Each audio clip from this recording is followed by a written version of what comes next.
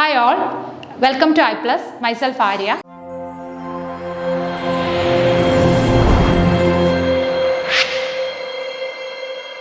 അപ്പോൾ ഇന്ന് ഞാൻ എത്തിയിരിക്കുന്നത് കേറ്റഡ് കാറ്റഗറി 2 സോഷ്യൽ സയൻസിൻ്റെ നമുക്ക് കുറച്ച് ക്ലാസ്സുകൾ ഡിസ്കസ് ചെയ്യാം. അപ്പോൾ നമ്മളിതിൽ ഫസ്റ്റ് ഡിസ്കസ് ചെയ്യുന്ന ടോപ്പിക് എന്ന് പറയുന്നത് ശിലായുഗമാണ്. എല്ലാവർക്കും അറിയാം ശിലായുഗം നമ്മൾ പല ഏജസ് ആയിട്ട് ഡിവൈഡ് ചെയ്തിട്ടുണ്ട് അല്ലേ, പല കാലങ്ങളായിട്ട് ഡിവൈഡ് ചെയ്തിട്ടുണ്ട്. അപ്പോൾ അതിൽ ഓരോന്ന് നമുക്ക് പഠിക്കാം. അതിൽ ഏറ്റവും ആദ്യം നമുക്ക് പഠിക്കാനുള്ളത് പ്രാചീന ശിലായുഗമാണ്.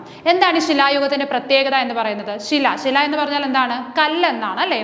അപ്പം കല്ല് വെച്ച് മനുഷ്യൻ എന്തെല്ലാം കാര്യങ്ങൾ ചെയ്തു, അപ്പം ആ കല്ലിൽ നിന്ന് എന്തെല്ലാം കാര്യങ്ങൾ നേടി, ഇതൊക്കെയാണ് നമ്മൾ ഈ ഒരു ക്ലാസ്സിൽ ഡിസ്കസ് ചെയ്യുന്നത്. അപ്പം നമുക്ക് നേരെ ക്ലാസ്സിലേക്ക് പോകാം.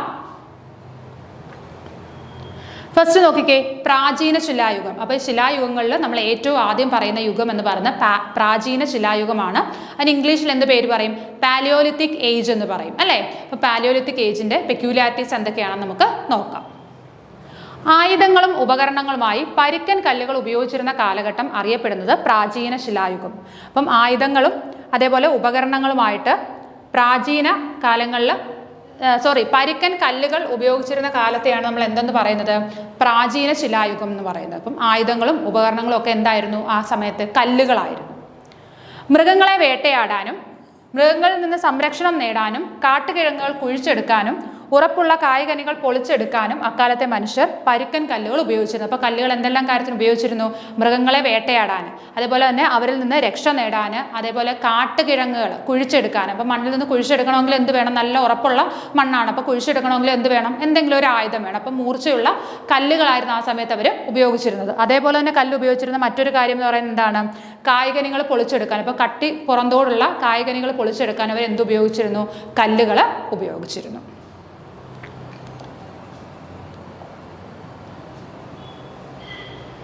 പ്രാചീന ശിലായുഗത്തിന്റെ പ്രത്യേകതകൾ. ഇനി നമ്മൾ നോക്കുന്നത് പ്രാചീന ശിലായുഗത്തിന്റെ പ്രത്യേകതകൾ എന്തൊക്കെയാണ്, ആ ഒരു സമയത്തെ കാര്യങ്ങൾ എന്തൊക്കെയായിരുന്നു എന്നാണ് നോക്കുന്നത്.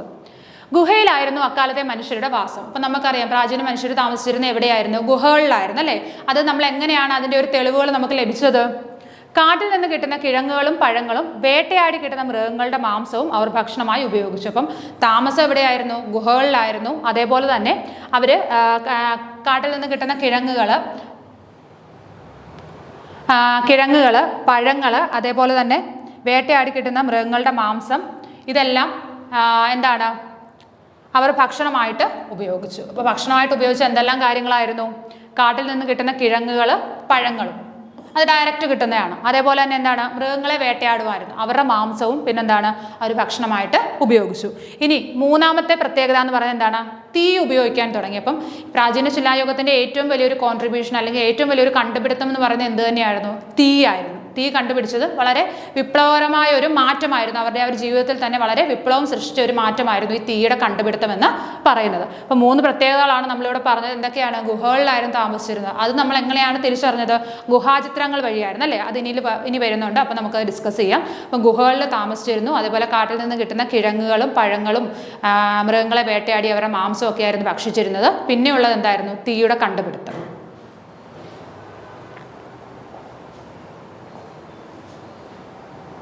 അടുത്തത്, ആദിമ മനുഷ്യന് തീ ഉപയോഗിക്കേണ്ടി വന്ന സാഹചര്യങ്ങൾ. ഇനി തീയുടെ കാര്യം പറഞ്ഞുകൊണ്ടാണ്. അപ്പം തീ ഉപയോഗിക്കേണ്ടി വന്ന സാഹചര്യങ്ങൾ എന്തൊക്കെയായിരുന്നു? വേട്ടയാടി കിട്ടുന്ന ഭക്ഷണം വേവിച്ച് കഴിക്കാൻ. അപ്പം വേട്ടയാടി കിട്ടുന്ന ഭക്ഷണം വേവിച്ച് കഴിക്കാൻ. ആദ്യം എന്താണ്? കിഴങ്ങും പഴങ്ങളും ഒക്കെ ആയിരുന്നു കഴിച്ചിരുന്നത്. പിന്നെന്താണ്? ഈ കിഴങ്ങൾ അവർ വേവിച്ച് കഴിക്കാനായിട്ട് തുടങ്ങി. ഇപ്പം തീ വന്നത് മൂലം എന്താണ്? ഭക്ഷണം വേവിച്ച് കഴിക്കാനായിട്ട് തുടങ്ങി. പിന്നെ അതേപോലെ തന്നെ എന്താണ്? ആ വേട്ടയാടി കിട്ടുന്ന ഭക്ഷണം ഇറച്ചിയാണെങ്കിലും എല്ലാം എന്ത് ചെയ്യുന്നു? വേവിച്ച് കഴിക്കാനായിട്ട് തുടങ്ങി. വന്യമൃഗങ്ങളെ ഭയപ്പെടുത്താൻ, വന്യമൃഗങ്ങൾ അതായത് സിംഹം, പുലി, കാട്ടാന പോലുള്ള മൃഗങ്ങൾ വരുമ്പോൾ അവരെ ഭയപ്പെടുത്താനായിട്ട് തീ ഇട്ട് കഴിഞ്ഞാൽ എന്താണ്? അവരിൽ നിന്ന് രക്ഷ നേടാനായിട്ട് സാധിച്ചു. വെളിച്ചത്തിന് വേണ്ടി, ഇപ്പോൾ ഗുഹകളിലായിരുന്നു താമസിച്ചിരുന്നത്. അന്നത്തെ കാലത്ത് എന്താണ്? ഇലക്ട്രിസിറ്റിയോ കാര്യങ്ങളോ ഒന്നും ഇല്ലായിരുന്നു. അപ്പോൾ ഈ ഗുഹകളിൽ വെളിച്ചം കിട്ടാനായിട്ട് അവർ എന്ത് ഉപയോഗിച്ചിരുന്നു? തീ ഉപയോഗിച്ചിരുന്നു. തണുപ്പ് അകറ്റാൻ, അന്നത്തെ കാലത്ത് ആ ഒരു കാലാവസ്ഥ എന്ന് പറഞ്ഞാൽ -डिग्री ടെമ്പറേച്ചർ ആയിരുന്നു. അപ്പോൾ ഭയങ്കര തണുപ്പായിരുന്നു. ആ തണുപ്പിൽ നിന്ന് രാത്രി സമയങ്ങളിൽ തണുപ്പിൽ നിന്ന് രക്ഷ നേടാനും അവർ എന്ത് ഉപയോഗിച്ചു? തീ ഉപയോഗിച്ചു. അപ്പോൾ തീയുടെ പ്രത്യേകത, തീ ഉപയോഗിക്കേണ്ടി വന്ന സാഹചര്യങ്ങൾ ഏതൊക്കെയായിരുന്നു? വേട്ടയാടി കിട്ടുന്ന ഭക്ഷണം വേവിച്ച് കഴിക്കാൻ, മാംസം വേവിച്ച് കഴിക്കാനായിട്ടും അതേപോലെ കിഴങ്ങുകളാണെങ്കിലും വേവിച്ച് കഴിക്കാനായിട്ട് തീ ഉപയോഗിച്ചിരുന്നു. പിന്നീട് വന്യമൃഗങ്ങളെ ഭയപ്പെടുത്താനായിട്ട്, പിന്നീട് എന്താണ്?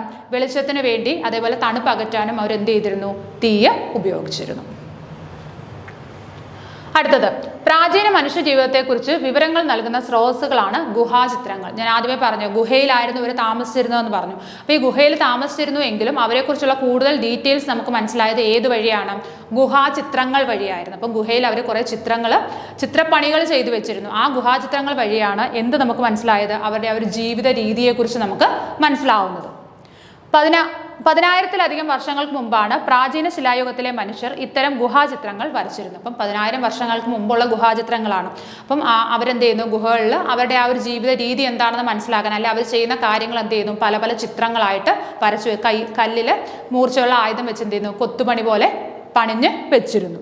വിവിധ നിറങ്ങൾ ഉപയോഗിച്ചായിരുന്നു ചിത്രങ്ങൾ വരച്ചിരുന്നത്. അപ്പം ഈ ചിത്രങ്ങൾ വരച്ചിരുന്നത് എങ്ങനെയായിരുന്നു? പല നിറങ്ങൾ കൊടുത്തിട്ടായിരുന്നു. ഒരു നിറത്തിലല്ല, പല നിറങ്ങൾ കൊടുത്തിട്ടായിരുന്നു ഇവർ ചിത്രങ്ങൾ ഗുഹയിൽ വരച്ചിരുന്നത്. സസ്യങ്ങളുടെ ചാറും ചെങ്കൽ പൊടിയും ചേർത്താണ് നിറങ്ങൾ ഉണ്ടാക്കിയിരുന്നത്. അപ്പം ഇവർ പല നിറങ്ങൾ കൊടുത്താണ് ചിത്രങ്ങൾ വരച്ചതെന്ന് പറഞ്ഞു. അപ്പോൾ ഈ നിറങ്ങൾ കൊടുക്കാനായിട്ട് അവർ ഉപയോഗിച്ച സാധനങ്ങൾ എന്താണ്? സസ്യങ്ങളുടെ ചാറ്, അതേപോലെ ചെങ്കൽ പൊടി. സസ്യങ്ങളുടെ പല സസ്യങ്ങളുടെ ചാറ് ഊറ്റിയെടുത്തു, അതേപോലെ തന്നെ ചെങ്കൽ പൊടിയും ചേർത്തിട്ടാണ് ഇവരെന്ത് ചെയ്തിരുന്നത്? ഗുഹാചിത്രങ്ങളിൽ ആ ചിത്രങ്ങൾക്ക് നിറങ്ങൾ നൽകിയിരുന്നത്. അടുത്തത് കുതിര, മാൻ, സിംഹം, പുള്ളിപ്പുലി, കരടി, കഴുതപ്പുലി, കാട്ടുപന്നി, കാട്ടുപോത്ത് തുടങ്ങിയ മൃഗങ്ങളുടെ ചിത്രങ്ങളാണ് കൂടുതലും കാണപ്പെട്ടിരുന്നത്. അപ്പോൾ ഈ ഗുഹാചിത്രങ്ങളിൽ ഏറ്റവും കൂടുതൽ കാണപ്പെട്ടിരുന്നത് എന്താണ്? മൃഗങ്ങളുടെ ചിത്രങ്ങളായിരുന്നു. ആ മൃഗങ്ങൾ ഏതൊക്കെയാണ്? കുതിര ഉണ്ടായിരുന്നു, മാൻ, സിംഹം, പുള്ളിപ്പുലി, കരടി, കഴുതപ്പുലി, കാട്ടുപന്നി, കാട്ടുപോത്ത്. അപ്പോൾ എല്ലാം കാട്ടിലെ മൃഗങ്ങൾ തന്നെയായിരുന്നു. അപ്പോൾ ആ മൃഗങ്ങളുടെ ചിത്രങ്ങളായിരുന്നു കൂടുതലും ഈ ഗുഹയിൽ നമ്മൾ കണ്ടെത്തിയിരുന്നത്.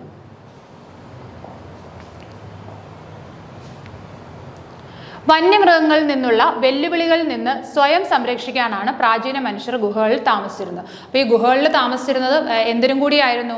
വന്യമൃഗങ്ങളിൽ നിന്ന് സ്വയം സംരക്ഷിക്കാൻ. ഇപ്പം നമ്മൾ കാട്ടിൽ കിടക്കുകയാണ്, അല്ലെ താഴെ നിലത്തൊക്കെ കിടക്കുകയാണെന്നുണ്ടെങ്കിൽ രാത്രിയിൽ മൃഗങ്ങൾ വന്ന് എന്ത് ചെയ്യും? ഉപദ്രവിക്കുമായിരുന്നു. അപ്പം അതിന് വേണ്ടിയിട്ടാണ്, അപ്പോൾ അവരിൽ നിന്ന് രക്ഷ നേടാനും കൂടി വേണ്ടിയിട്ടാണ് ഇവർ ഗുഹകളിൽ താമസിച്ചിരുന്നത്. അടുത്തത് ആയുധങ്ങളുടെ നിർമ്മാണവും ഇരതേടലും പ്രധാനമായും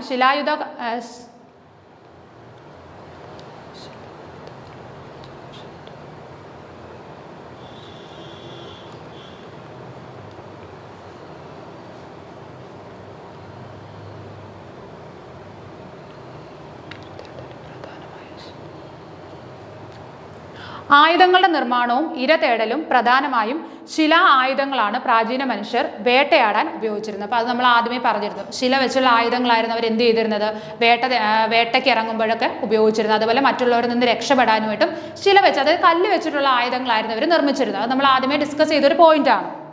ഇവയ്ക്ക് പുറമെ മൃഗങ്ങളുടെ എല്ല്, ആനയുടെ കൊമ്പ്, തടിക്കഷ്ണങ്ങൾ എന്നിവയും ആയുധങ്ങളാക്കി. അപ്പം കല്ല് വെച്ചുള്ള ആയുധങ്ങൾ മാത്രമല്ല, ശിലായുധങ്ങൾ മാത്രമല്ലായിരുന്നു. പിന്നെ എന്തൊക്കെ ഉണ്ടായിരുന്നു ആയുധങ്ങൾ? എല്ല്, മൃഗങ്ങളെ വേട്ടയാടി പിടിച്ചിട്ട് അവരുടെ മിച്ചം വരുന്ന എല്ല്, അതേപോലെ തന്നെ ആനയുടെ കൊമ്പ്, പിന്നെ എന്താണ്? തടിക്കഷ്ണങ്ങളൊക്കെ എന്താണ്? കല്ല് വെച്ച് രാഗി കൂർപ്പിച്ച് കൂർത്ത മുനയിലാക്കി ഇതൊക്കെയായിരുന്നു അവർ എന്ത് ചെയ്തിരുന്നത്? ആയുധങ്ങളായിട്ട് ഉപയോഗിച്ചിരുന്നത്. അപ്പം എന്താണ്? ശിലകൾ മാത്രമല്ല, ശിലകൾക്ക് പുറമെ എന്തൊക്കെ ഉപയോഗിച്ചിരുന്നു? എല്ല്, ആനയുടെ കൊമ്പ്, തടിക്കഷ്ണങ്ങൾ, ഈ 3 വസ്തുക്കളും അവർ ആയുധങ്ങളായിട്ട് ഉപയോഗിച്ചിരുന്നു.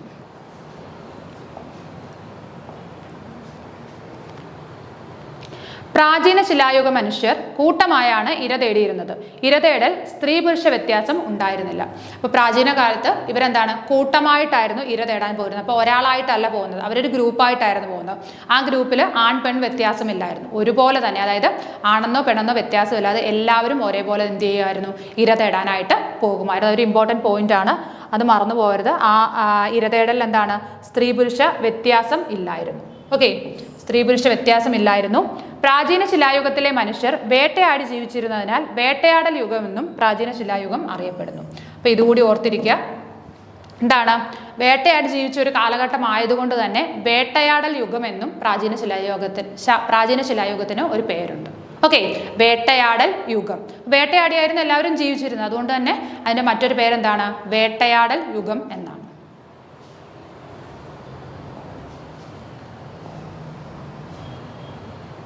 ഓക്കെ, പ്രാചീന ശിലായുഗത്തിലെ അവശിഷ്ടങ്ങൾ കണ്ടെത്തിയ താഴ്വരകൾ സോഹൻ താഴ്വര, ബേലൻ താഴ്വര. അപ്പം പ്രാചീന ശിലായുഗത്തിലെ അവശിഷ്ടങ്ങൾ, അപ്പം നമ്മൾ ഇതെല്ലാം എന്താണ് പിന്നീട് പുതിയ തലമുറയിൽ വന്ന ആൾക്കാർ എന്ത് ചെയ്യുന്നത്, കണ്ടെത്തുകയാണ് ചെയ്തത്. പണ്ടുകാലത്ത് ആൾക്കാർ ജീവിച്ചിരുന്നു, അല്ലെ അവർ ഇതുപോലെയുള്ള കാര്യങ്ങൾ ചെയ്തിരുന്നു എന്ന് മനസ്സിലാക്കുകയാണ് ചെയ്തത്. അപ്പം ഇതിൻ്റെ അവശിഷ്ടങ്ങൾ കണ്ടെത്തിയ 2 താഴ്വരകളാണ് സോഹൻ താഴ്വരയും ബേലൻ താഴ്വരയും. അപ്പം 2 താഴ്വരയുടെ പേരുകൾ മറന്നു പോകാതിരിക്കുക. സോഹൻ താഴ്വര, ബേലൻ താഴ്വര. ഓക്കെ.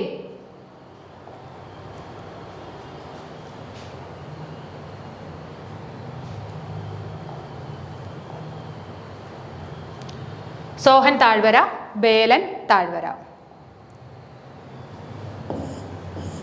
2 താഴ്വരകൾ. ഇനി ഇന്ത്യയിൽ മനുഷ്യവാസവുമായി ബന്ധപ്പെട്ട ആദ്യത്തെ തെളിവ് ലഭിക്കുന്ന സ്ഥലം ഭീംബേട്ക. അത് ഓർത്തിരിക്കണം കേട്ടോ. മധ്യപ്രദേശിലെ ഭീംബേട്ക എന്ന് പറയുന്ന സ്ഥലത്താണ് എന്ത് കണ്ടെത്തിയത്? ഇന്ത്യയിൽ ആദ്യമായിട്ട് പ്രാചീന ശിലായുഗ മനുഷ്യരുടെ എന്തെങ്കിലും തെളിവുകൾ ലഭിച്ചത് എവിടെയാണ്?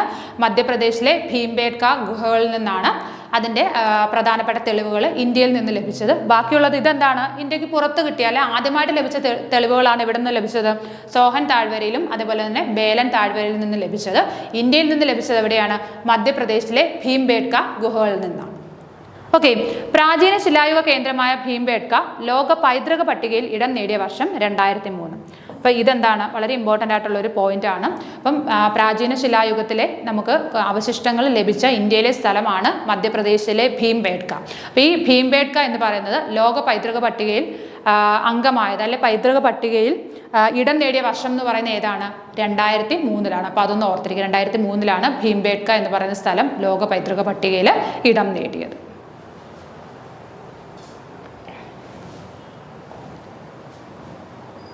ഓക്കെ. അപ്പം ഇത്രയുമാണ് പ്രാചീന ശിലായുഗം. അപ്പോൾ പ്രാചീന ശിലായുഗം നമ്മൾ പറഞ്ഞു കല്ല് വെച്ചായിരുന്നു അവർ ആയുധങ്ങൾ നിർമ്മിച്ചിരുന്നത്. തീ എന്ന് പറയുന്നത് എന്താണ്? ഒരു പ്രധാന കണ്ടുപിടുത്തമായിരുന്നു, അല്ലേ? അപ്പം തീയുടെ കണ്ടുപിടുത്തം മൂലം അവരെന്ത് ചെയ്തു? ആഹാരം വേവിച്ച്, മാംസമായാലും കിഴങ്ങുകളായാലും വേവിച്ച് കഴിക്കാനായിട്ട് തുടങ്ങി. പിന്നെ ഇര തേടുന്ന കാര്യം പറഞ്ഞു. കൂട്ടമായിട്ടായിരുന്നു ഇര തേടാൻ പോകുന്നത്. അവിടെ സ്ത്രീ പുരുഷ വ്യത്യാസമില്ലായിരുന്നു. പിന്നീട് പറഞ്ഞ എന്താണ്?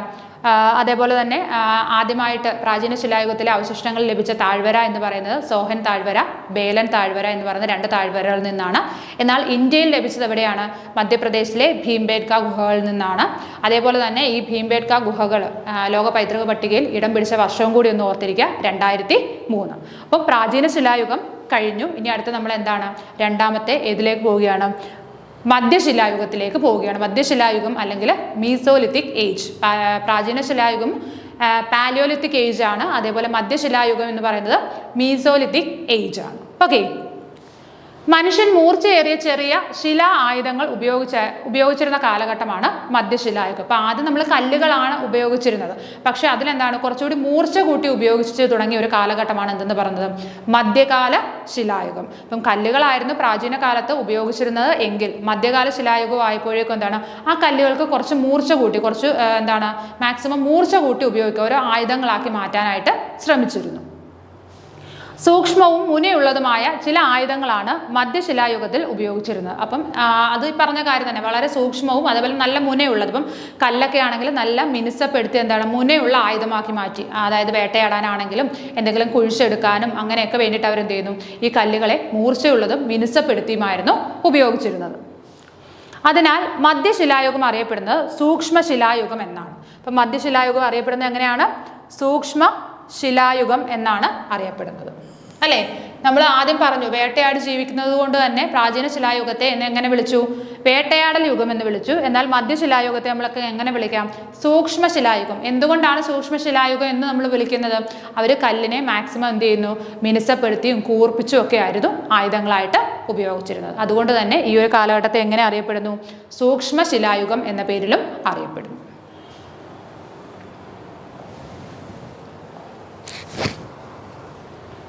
അടുത്തത്, വേട്ടയാടൽ വ്യാപകമായി തൽഫലമായി പല ജീവികൾക്കും വംശനാശം സംഭവിച്ചു.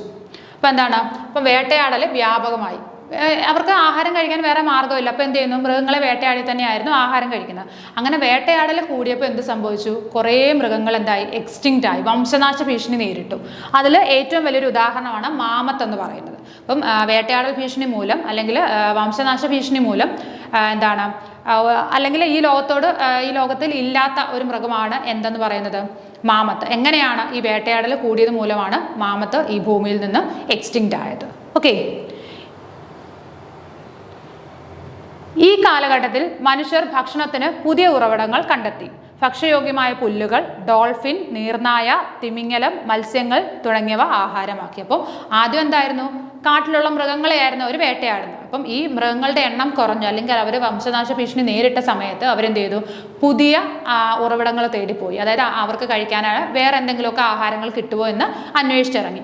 അങ്ങനെ അവർ കണ്ടെത്തിയ കുറേ ഭക്ഷണ വസ്തുക്കളാണ് എന്തെന്ന് പറയുന്നത്? പുല്ലുകൾ, ഭക്ഷണയോഗ്യമായ പുല്ലുകൾ, അതേപോലെ തന്നെ ഡോൾഫിൻ. പിന്നെ അവരെവിടേക്ക് പോയി? വെള്ളത്തിലേക്ക് ഇറങ്ങി. അപ്പം വെള്ളത്തിൽ ജീവിക്കുന്ന ഡോൾഫിൻ, നീർനായ, തിമിംഗലം, മത്സ്യങ്ങൾ. അപ്പം വെള്ളത്തിലേക്ക് ഇറങ്ങി വെള്ളത്തിൽ ലഭിക്കുന്ന മത്സ്യങ്ങൾ, അല്ലെ മത്സ്യസമ്പത്ത്, അല്ലെങ്കിൽ വെള്ളത്തിലുള്ള ജീവജാലങ്ങളെ അവരെന്ത് ചെയ്തു? ആഹാരമാക്കാൻ തുടങ്ങി. അതോടൊപ്പം തന്നെ എന്താണ്? പുല്ലുകൾ, ആഹാരയോഗ്യമായ പുല്ലുകളും ഭക്ഷിക്കാനായിട്ട് തുടങ്ങി.